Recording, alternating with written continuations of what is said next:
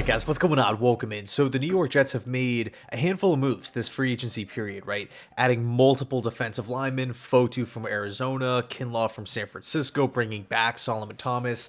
I'm actually really excited about the Tyrod Taylor acquisition. I think he's going to be an awesome boost at backup quarterback. Trading for Morgan Moses, signing John Simpson at left guard.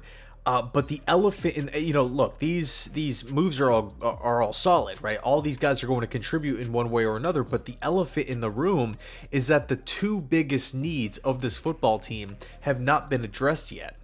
Wide receiver and left tackle. Now, left tackle's a bit of a different story, just with David Bakhtiari, being out there, whether we like him or we don't like him, it does kind of feel like the Jets are operating with, not much urgency at left tackle, right? Of course, they moved a pick swap to go get Morgan Moses to secure that right side. That definitely felt like, okay, we got to get this done. But in regards to left tackle, it just feels like Douglas and co, they're operating with this sense of security, right? Whether it's Bakhtiari, whether it's Tyron Smith, whether it's, Andre Dillard, who was actually just released from the Tennessee Titans here a little bit ago. So the question then turns to wide receiver. Now, this is super weird, right? Because in the days leading up to free agency, in the weeks leading up to free agency, we heard reporter after reporter talk about how heavily the Jets were going to be interested in the wide receiver market. I felt like we heard Calvin Ridley being linked to the Jets numerous times, again, before the start of legal tampering period. And then once legal tampering opened up, not a peep. Right? We didn't hear a single report or rumor linking the two parties at all. Now, Tyler Boyd is still out there, and he's been somebody who's, been talked about a lot, potentially going to the New York Jets. We'll see if that happens. Tyler Boyd, supposedly there's a rumor that the Pittsburgh Steelers are probably the favorite. Kind of a going home situation for Tyler here, but you take a look at the amount of receivers that have either signed or have been traded. I mean, man, there's been so many of them, right? In regards to trades, we've seen Jerry Jeudy get moved for a fifth and a sixth. We saw Keenan Allen get moved last night for a 4th round pick, straight up. So Allen just for a 1 draft pick. We saw Deontay Johnson get moved for a 7th round pick and a player swap in Dante Jackson.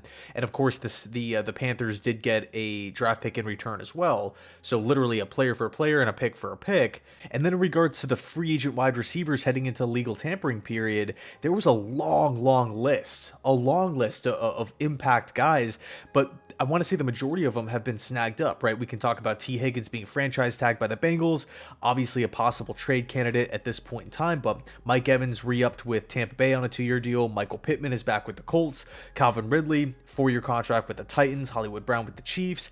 Gabe Davis with the Jags. Darnell Mooney with the Falcons. Curtis Samuel signed a 3-year contract with the Bills yesterday. Kendrick Bourne obviously back with the Patriots. Now, a couple receivers that are still out on the open market, obviously, like we talked about before, Tyler Boyd. We can look at Mike Williams, recently released from the LA Chargers. DJ Chark, a nice combo of size and speed. KJ Osborne was reliable from Minnesota. Josh Reynolds, former Lion. Michael Gallup was actually released, I want to say, like 10-15 minutes ago here. That could be an interesting option. But we also have Corey Davis, who filed for reinstatement, but it's not like he's a guaranteed lock to come back to the Jets. He definitely could.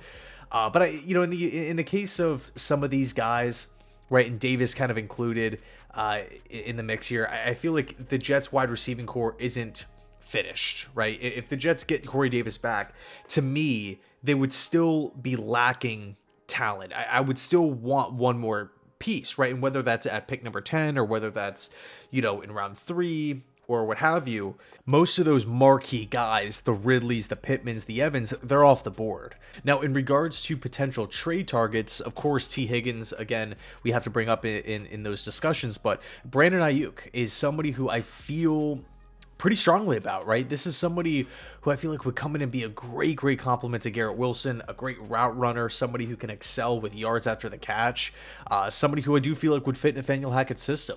And if you take a look at Aaron Rodgers at quarterback, I think it's fair to say that Rodgers would be the best quarterback that Aiyuk has ever played with.